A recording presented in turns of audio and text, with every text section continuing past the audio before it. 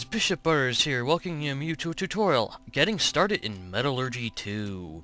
Really fun mod. And as you can see, I've got a whole bunch of stuff in here that needs explaining. Anyway, the first thing you need to know about Metallurgy is that it adds about 40 new ores into the game, making mining so much better. And that you can't get all the new items without combining some of those ores together, and I'll show you how in just a second. But first, some of the new ores, and these are in the base metal pack. This is the one that you need in order to play the mod to begin with. Copper ore, you'll see that in many other mods as well as tin ore. Zinc you will find in the precious metals pack, so you need to download that to see zinc. Iron is obviously in regular Minecraft, but you need it for this mod. Manganese, which I'll get into. Silver and platinum, both again in the precious metal packs. Now, what can you do with these ores? Well, the answer is quite simple. You can make weapons and armor out of them, as well as tools. But the real power comes when you combine these into other things. And the first thing you want to do in this mod is get a lot of copper. And when I say a lot, I really do mean a lot. Because they're used in crafting these. This is a stone crusher, and this is a regular furnace. Doy. In order to make a crusher, you need to take cobblestone in the corners, if I could do this quickly enough. Yeah. Sticks along these, and a furnace will give you a stone crusher. Now what crushers do is they are powered by coal, and you place any ore in the target slot, and coal in the bottom, and it'll crush it down into 2 dust. If you put a bar in here, it'll crush it down to 1 dust. Now, you're saying, why do we need dust? Why can't we just put these into bars? Well, for copper, I'd actually suggest not doing that at all. Now, when you use a crusher, it essentially doubles your mining output, but at the start, it's extremely slow. Sorry about that. I believe on the wiki it said it would take a full half hour to crush a full stack in this crusher. And it would take about, I think it said like 23 minutes in the highest tier crusher. But the ability to double your mining yield is extremely helpful. Now, when you double your mining yield, you essentially get double your ores, obviously.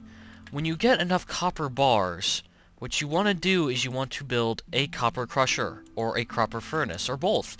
This is done quite simply by taking the previous tier furnace, which is the one I just destroyed by accident because I'm an idiot, boop, the regular furnace, and surrounding it with the next tier's bars. So, a stone crusher or a stone furnace surrounded by 8 copper bars will give you a copper crusher or a copper furnace. Next, you need bronze. How do you get bronze, you say? Well, it's quite simple. We go to this normal chest over here, and we have a bunch of dust. Copper dust plus tin dust equals bronze dust. And you smelt that dust in any furnace, and you get the bars. You surround the previous tier, as I've said before, with that bar, and you get this crusher. And the next tier is iron, quite obvious. You don't need to do anything special to get iron. Iron is in the world. And finally, steel. Steel is the highest tier of all the base metals, which I'll actually get into right now. You cannot get steel normally. You need manganese ore to get it. And I'm going back to this chest. As you can see, I have a whole bunch of dust in here, and it's all hibbly-jibbly. Now, in order to get steel, you need to break iron down into dust, and also get manganese into dust, and you will receive steel dust. Now, there is a lot more you can do with this mod besides just getting to the highest in base metals. Using the precious metal pack, you can combine copper and zinc to form brass dust.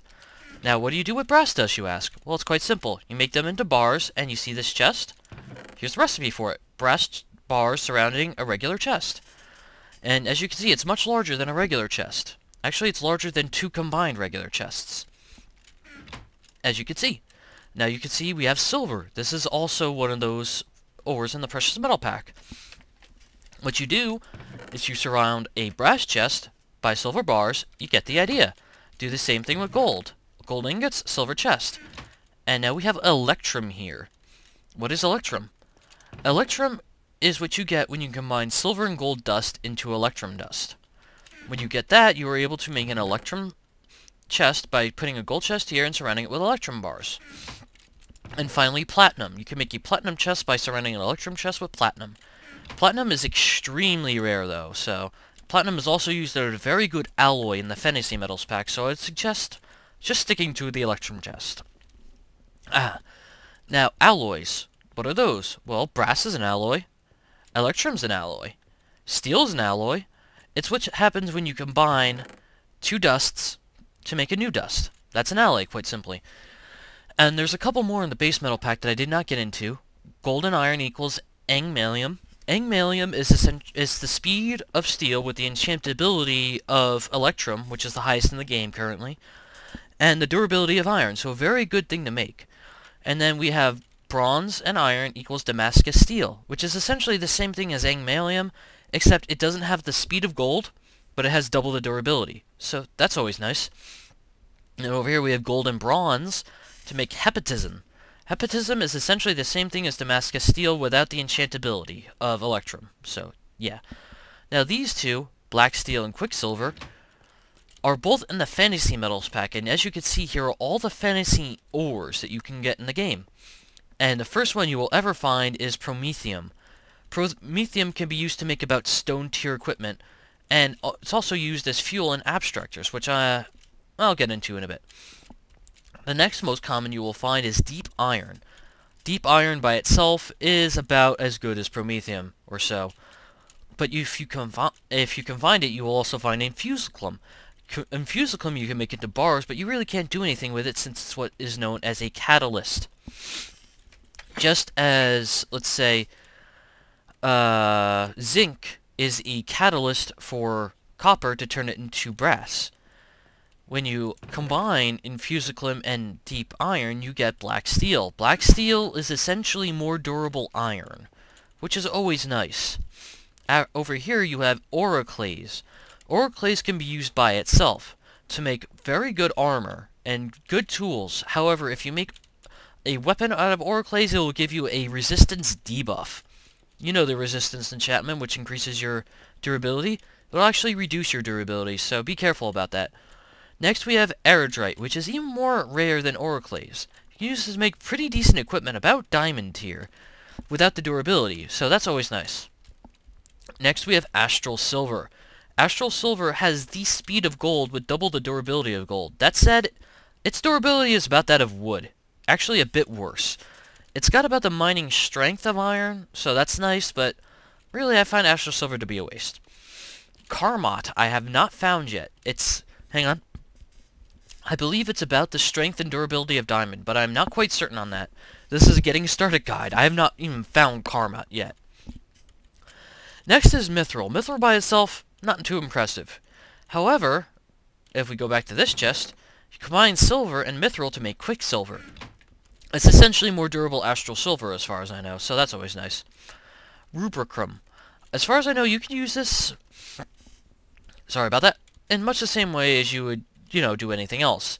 I believe it's also used as a catalyst, but I'm not quite sure.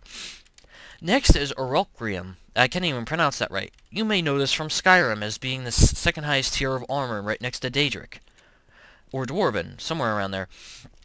However, this is only mineable once you get into the nether, and get some of the nether ores, which I will not go into, because, I have not even gotten that far yet. Orelcrium is one of the highest tiers you can find, right next to adamantium and altross. Actually, Orelcrium will allow you to mine adamantium. If you're even slightly a fantasy noob, you know what adamantium is. It's really strong, and allows you to mine Alterous ore. Alterous ore is the strongest one in the fantasy metals pack as far as I'm aware. It will allow you to mine pretty much everything in the entire game, including the end metals. Now, what are the end metals? I have no clue. Anyway, this is the only thing from the nether pack that I am even remotely aware of. As you can see, we've got a weird little layout, and it's telling you the fuel. This is an ignitus smelter. I'm not sure if I'm pronouncing that right. It's made by, I'm pretty sure a regular furnace and surrounding it with ignitus ingots. Ignitus? Sorry about that, I'm actually quite sick while I'm doing this. It's right here, ignitus. You could break that down into ignitus bars, which will then use to be making this furnace.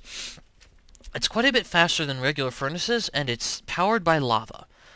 Now, to give you an idea, I'm going to give myself some coal, Boop, boop, boop. Or charcoal, rather. And I'm going to show you how quickly it takes me to smelt gold ore in a steel furnace. So we wait.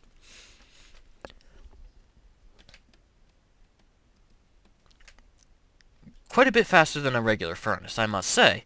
I think that was about 7 seconds, I'm not quite sure.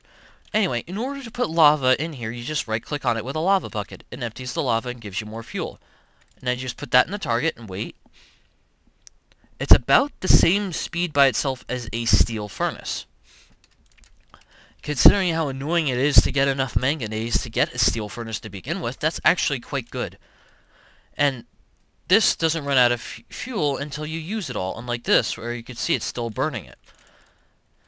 See, it took about 100 units of fuel to burn that off, so that allows you to burn quite a bit. Now, that's only possible by going into the Nether, and as you can see when I go over to look at it, it's going to be really hard to see in the Nether. You can also see there's all these other ores and all these other smelters and stuff, which I'm not at all getting into. Anyway, that's a basic guide of how to get you started in Metallurgy 2.